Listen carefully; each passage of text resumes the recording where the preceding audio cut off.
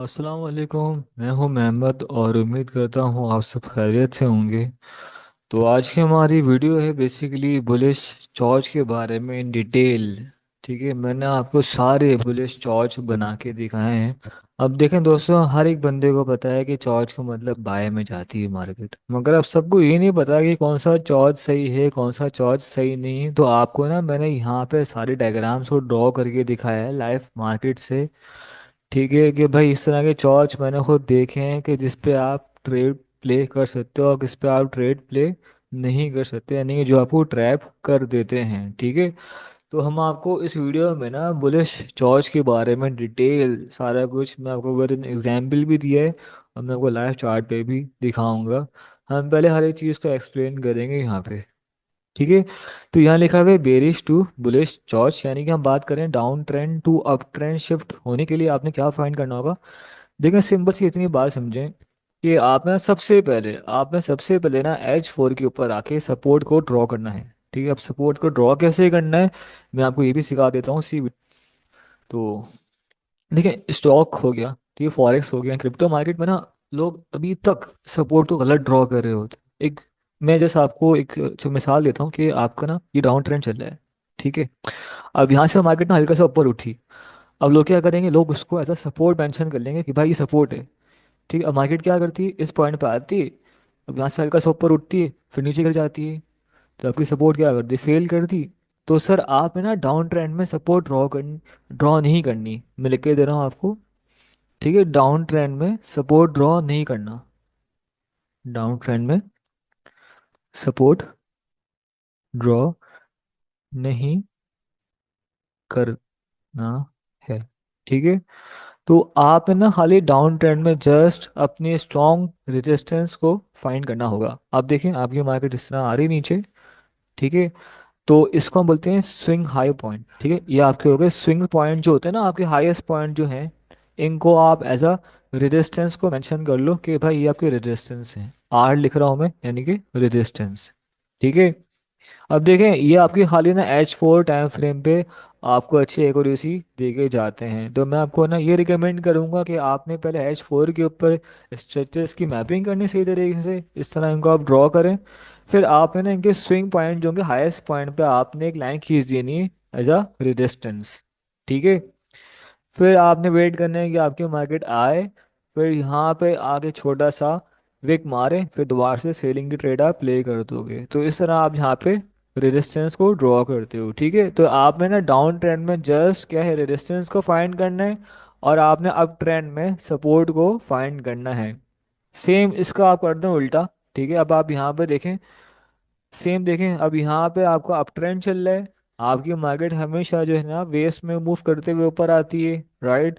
अब आप देखें इनको बोलते हैं स्विंग लो पॉइंट्स। सही, इनको हम क्या बोलते हैं, स्विंग लो पॉइंट्स, या सब आप कहे तो हायर लो। ठीक है, इसको आप कहे तो हायर लो। सिंपल आप याद रख लो, हायर लो, या तो फिर स्विंग पॉइंट आप कह दो उसको, कोई मसले की बात नहीं। ठीक है, तो आप है ना अपने स्विंग पॉइंट्स के ऊपर एक सपोर्ट की लाइन ड्रॉ करनी है।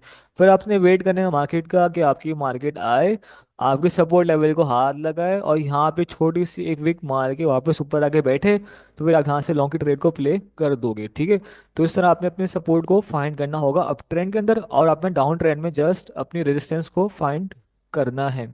तो ये आपको मैंने सिखा दिया कि आपने इस तरह की गलतियां मार्केट में नहीं करनी है। ठीक है, तो बेसिक बेसिक कॉन्सेप्ट था, ये मैंने आपको क्लियर कर दिया है, राइट। अब हम समझते हैं कि अब मैं आपसे एक जस्ट मिसाल देता हूँ। ठीक है, आपकी जो है ना ये मार्केट ने आपके रेजिस्टेंस को ब्रेक कर दिया।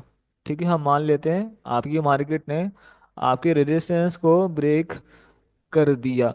अब समझें ये आपका था लो, फिर लगा लोअर हाई, फिर लगा लोअर लो, फिर लगा लोअर हाई, फिर लगा लोअर लो।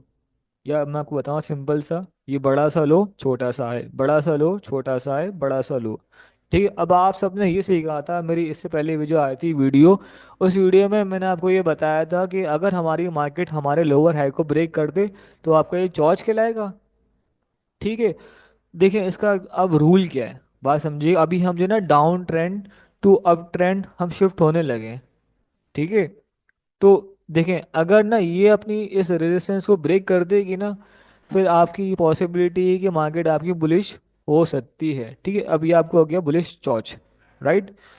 खैर, अब हमने समझना है कि हमारे पास बुलिश चॉइस में कौन कौन से हैपेंस, मतलब कि सिचुएशंस हैपेंस होती है कि इन चीज़ों को देख के आप ट्रेड ले सकते हो। ठीक है, तो मैंने आपको यहाँ सारी जो है डायग्राम बना के दिखाई हुई है। ठीक है, अब हमेशा एक बात याद रखें, मैंने आपको यहाँ पे एक पॉइंट लिखा हुआ है, चॉइस का मतलब क्या होता है कि ट्रेंड का चेंज होना। ठीक है, चॉइस का मतलब क्या होता है, ट्रेंड का चेंज होना। अब आप यहाँ देखिएगा, ठीक है, देखिए ट्रेंड का जो ना चेंज हमारे पास ना ऑलवेज सपोर्ट के पास से, हम मान लेते हैं कि आपकी मार्केट फुल नीचे गिरते हुए आ रही है, सही, और आपकी H4 की स्विंग जो था आपका लोएस्ट पॉइंट, वहाँ पे आपने एक सपोर्ट ड्रॉ की हुई थी। ठीक है, इस वाले पॉइंट की बात कर रहा हूँ मैं, अगर ऊपर करूँ इसको, इस वाले पॉइंट की बात कर रहा हूँ। ठीक है, आपने यहाँ पे अपने सपोर्ट को ड्रॉ किया हुआ था, सही है, आपकी मार्केट आई, सही है, आपने H4 की सपोर्ट ड्रॉ की हुई थी। मैं फिर एक बात कह रहा हूँ, यहाँ मैंने आपको बात लिख के भी दी हुई है, H4 का चॉर्च और H1 का चॉर्च आपको एक अच्छी ट्रेड दे के जा सकता है।